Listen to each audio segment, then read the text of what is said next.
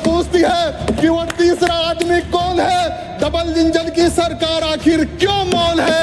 ये भजनलाल सरकार नहीं है, ये इस प्रदेश पे वजनलाल सरकार है, ये प्रदेश पे भार है। उन करोड़ीलाल मीणा जी को 2018 से 23 में नहीं सहेगा राजस्थान का झंडा आपने पकड़ाया। और सर्दी में ठिठुरे करोड़ीलाल, जेल जाए करोड़ीलाल, जेल जाए करोड़ीलाल। माल खाए भजनलाल, मलाई खाए भजनलाल।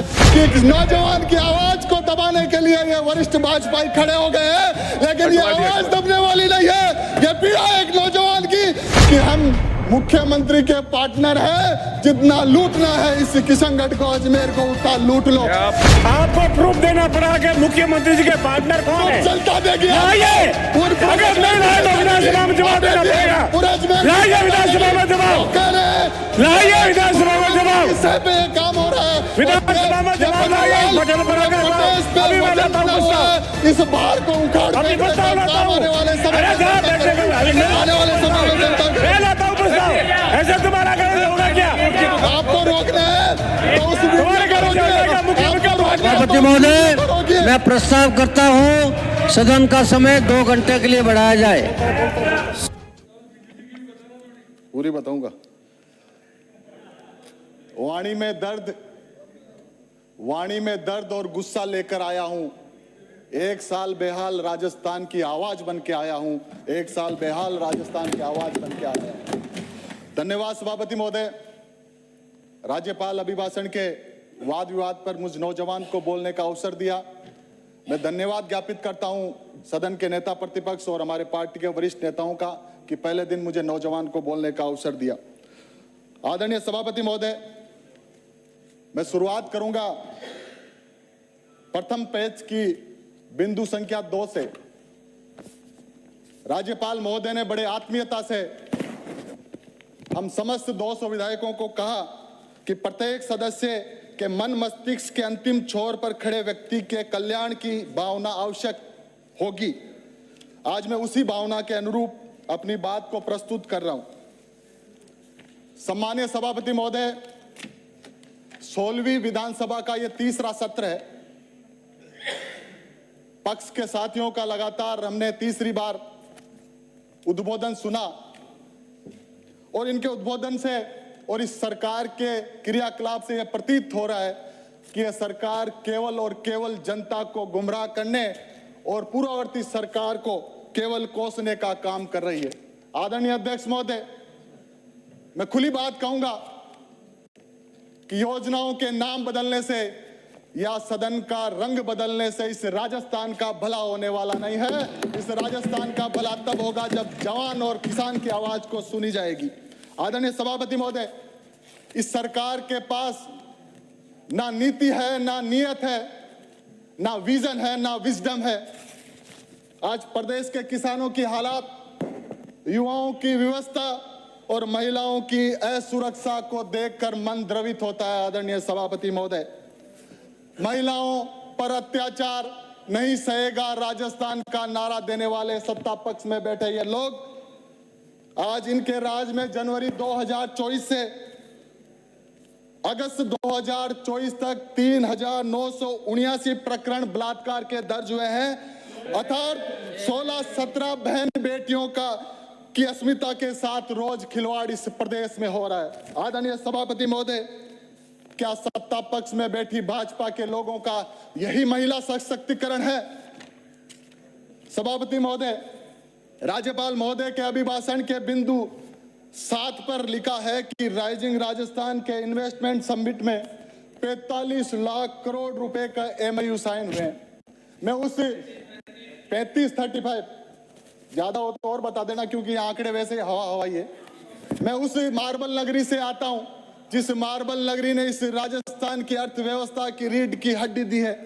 आदरणीय अध्यक्ष महोदय, राइजिंग राजस्थान के नाम पर कागज का एक नकली नोट जनता को दिया गया है। मुझे याद है बचपन पर वो नकली नोट किराने की दुकान पर चूर्ण के साथ दिया जाता था। आदरणीय अध्यक्ष महोदय, यदि MOUs धरातल पर है तो एस्कॉट और कुबेटो की EOI कैंसिल क्यों हुई? यदि नहीं होती तो 20,000 नौजवानों को रोजगार मिलता। आदरणीय सभापति महोदय, इस सरकार के पास ना कोई रोड मैप है, ना ही निवेश कब, कहां और कैसे होगा उसका विजन है। जनता में एक माहौल बन गया है पूरे प्रदेश में कि ये निवेश के नाम पर केवल जमीन हड़पने का और भ्रष्टाचार करने का एक तांडव भाजपा की सरकार कर रही है। आदरणीय सभापति महोदय, मेरे सर पर जो पगड़ी है वो इस राजस्थान की सांस्कृतिक विरासत की देन है। ये पगड़ी किसानों की आन बान शान भी है और किसानों से जिस प्रकार के वादे इस सरकार ने सत्ता में आने से पहले किए, ये सत्ता पक्ष के साथी कैसे भूल सकते हैं कि राज्यपाल महोदय ने पेज नंबर 18-19 में किसान सम्मान निधि की बात कही थी। आपने घोषणा पत्र में कहा था कि किसान सम्मान निधि को 12,000 रुपए किया जाएगा। आपने किया क्या? आपने कहा था अपने चुनावी घोषणा पत्र में कि बाजरे और ज्वार को एमएसपी पे खरीदा जाएगा। क्या खरीदा गया? क्या? आदरणीय अध्यक्ष महोदय, आज किसान के पास ना बिजली है, ना बीज है, ना पानी है, ना उसकी फसल को एमएसपी पे खरीद हो रही है। वादे करते हैं 2047 में विकसित भारत की। अरे वादा भूल गए। 2022 में देश के प्रधानमंत्री ने कहा था कि 2022 में इस किसानों की, पूरे देश और प्रदेश के किसानों की आय को दुगना किया जाएगा। आपके किसानों की आय को दुगने करने के वादे का क्या हुआ? आदरणीय सभापति महोदय, आपके माध्यम से जानना चाहता हूं मैं। आदरणीय सभापति महोदय, मैं उस वर्ग से आता हूं जो मेहनत करता है, वो किसान वर्ग जो आज खून के आंसू रो रहा है। और मैं आपके माध्यम से सत्ता पक्ष के साथियों को बता देना चाहता हूं, किसान का एक एक आंसू इस भारतीय जनता पार्टी की सरकार पर आखिरी ताबूत का कील ठोकने का काम किसान कर रहे हैं और जल्दी वो आपके सामने आ जाएगा। आदरणीय अध्यक्ष महोदय, मैं नौजवान हूं, अपनी भावनाओं को यहां प्रकट करने आया हूं। सुन लो आराम सुन लो। 2 करोड़ प्रति वर्ष नौजवानों को रोजगार देने के वादे का क्या हुआ? हम नौजवानों को अग्निवीर बना के इस सरकार ने छोड़ दिया। डबल इंजन की सरकार कहती थी कि हमारी सरकार आएगी तो आरपीएससी को भंग कर देंगे। आरपीएससी को भंग करने के वादे का क्या हुआ? आदरणीय अध्यक्ष महोदय, नौजवान रोजगार मांग रहा है और नौजवानों को ये ड्रग्स दे रहे हैं। और ड्रग्स कहां से आ रहा है? एमडी नाम का जो ड्रग्स आ रहा है वो गुजरात से आ रहा है। उसका रसायन, इस गुजरात के लोगों को हमने देश की सत्ता दे दी, इन गुजरातियों को हमने देश की अर्थव्यवस्था दे दी और अब भी वो एमडी नामक नशा हमारे नौजवानों के खून की नसों में दौड़ा रहे हैं। इसका हिसाब आने वाले समय में राजस्थान करेगा। आदरणीय अध्यक्ष महोदय, मुझे धूमिल की कुछ पंक्तियां याद आ रही है। एक व्यक्ति होता है जो रोटी बेलता है, दूसरा व्यक्ति होता है जो रोटी खाता है और तीसरा व्यक्ति होता है जो ना रोटी बेलता है ना रोटी खाता है, वो रोटी से खेलता है। और ये भाजपा की सरकार भी नौजवानों और किसानों की रोटी के साथ खेलने का काम कर रही है। और जनता पूछती है कि वो तीसरा आदमी कौन है? डबल इंजन की सरकार आखिर क्यों मौन है? क्यों मौन है? आदरणीय अध्यक्ष महोदय, अध्यक्ष महोदय, 1 साल से भजनलाल सरकार 8 करोड़ लोगों की आकांक्षाओं और उनके सपनों पर भार बन चुकी है। और मैं दावे के साथ कह सकता हूं सभापति महोदय, ये भजनलाल सरकार नहीं है, ये इस प्रदेश पे वजनलाल सरकार है। ये प्रदेश पे भार है। ये वजनलाल सरकार युवाओं के भविष्य पर वजन है। ये वजनलाल सरकार किसानों की समृद्धि पर वजन है। ये वजनलाल सरकार बहन बेटियों की सुरक्षा पे वजन है।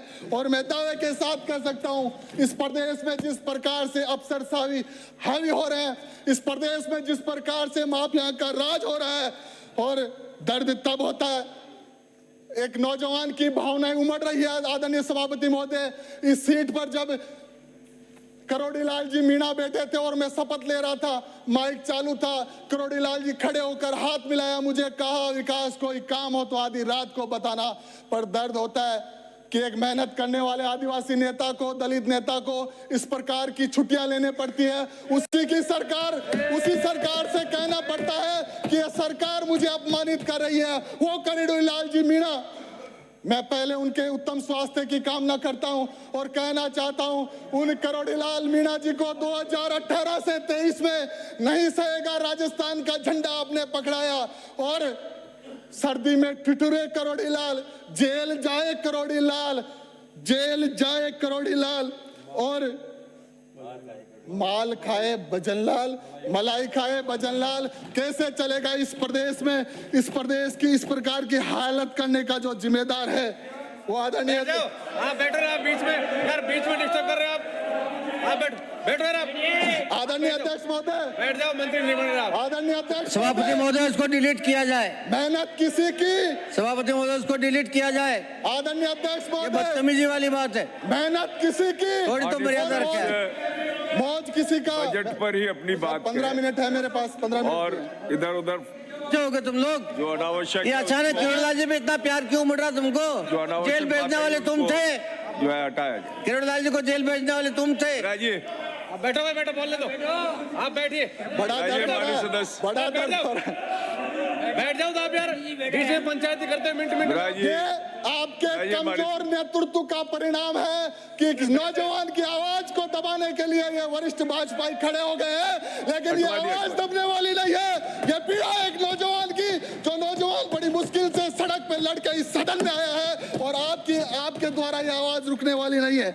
आदरणीय अध्यक्ष महोदय, आपकी मेहरबानी से, आदरणीय अध्यक्ष महोदय, आपकी मेहरबानी से। आदरणीय अध्यक्ष महोदय, इस कमजोर नेतृत्व का परिणाम है कि राजस्थान राइजिंग होने नहीं जा रहा, राजस्थान फॉलिंग राजस्थान बनने जा रहा है, फिर से बीमारू प्रदेश बनने जा रहा है, जिस प्रदेश को बीमारू प्रदेश की श्रेणी से पूर्व मुख्यमंत्री अशोक गहलोत जी ने निकाला था। कांग्रेस के राज में बीमारू प्रदेश की श्रेणी से बाहर निकला। आदरणीय अध्यक्ष महोदय, मैं एनसीबी की एक रिपोर्ट लेके आया हूं कि एनसीबी की रिपोर्ट है, ड्रग्स के मामले में राजस्थान देश में तीसरे नंबर है। हरियाणा और पंजाब के बाद नौजवानों की नसों में खून में ये एमडी देने का काम कर रहे हैं। आदरणीय अध्यक्ष महोदय, ना बुजुर्गों को पेंशन ये दे रहे हैं। आदरणीय अध्यक्ष महोदय, ना विधवाओं को पेंशन ये दे रहे हैं। आदरणीय सभापति महोदय, ना विकलांगों को ये पेंशन दे रहे हैं। और इनकी कथनी और करनी की जो बात है, ये लोग एसटी एससी के साथ जो खिलवाड़ कर रहे हैं, उनके भविष्य के साथ आज उन छात्रों को छात्रवृत्ति देने का काम भी ये सरकार नहीं कर रही है। इसलिए ये पूरा राज्यपाल महोदय का अभिभाषण राजनीति से ओतप्रोत है। आदरणीय सभापति महोदय, और इसका अभिभाषण का ना कोई विजन है, ना कोई इनका महत्व है। आदरणीय सभापति महोदय, मैं किशनगढ़ नगरी से आता हूं। किशनगढ़ का जो संभाग का दूसरे नंबर का बड़ा हॉस्पिटल है, आज उस हॉस्पिटल में चिकित्सा मंत्री की बात नहीं मानी जा रही है। हमारे वहां रेडियोलॉजिस्ट नहीं है, बरसों से रेडियोलॉजिस्ट नहीं आपने लगाया, लेकिन सरकार के मंत्री की अवहेलना भी उन अफसरशाही लोगों ने की है। वीडियो वायरल हो रहे हैं बजरी के, बजरी माफिया हावी हो गए, शराब माफिया हावी हो गए, और जिस प्रकार से तांडव अजमेर जिले में है। मैं अजमेर जिले में विपक्ष का एकमात्र विधायक हूं, और वहां के मंत्री और लोग कहते हैं कि हम मुख्यमंत्री के पार्टनर हैं, जितना लूटना है इस किशनगढ़ को, अजमेर को, उतना लूट लो। बजट पे ही बात करिए माननीय सदस्य। जिस प्रकार का भ्रष्टाचार बजट पे बात करिए आप। जिस प्रकार के भ्रष्टाचार का तांडव अभी पता लग जाएगा, अभी पता लग जाएगा। अजमेर में पूरा भाजपा या तो इसको प्रूफ कीजिए, सारे लोगों या तो प्रूफ कीजिए, डिलीट कीजिए, नहीं तो हम लगाते हैं। आपको प्रूफ देना पड़ा कि मुख्यमंत्री जी के पार्टनर कौन है। चलता देखिए, अगर नहीं लाए तो विधानसभा में जवाब देना पड़ेगा। लाइए विधानसभा में जवाब, लाइए विधानसभा में जवाब, पे काम हो रहा है। विधानसभा में जवाब लाइए। बटन पर अगर अभी मैं लाता हूँ प्रस्ताव, इस बार को उखाड़ अभी प्रस्ताव लाता हूँ। आने वाले समय में जनता मैं लाता हूँ प्रस्ताव। ऐसे तुम्हारा करना होगा क्या? आपको रोकना है तो उस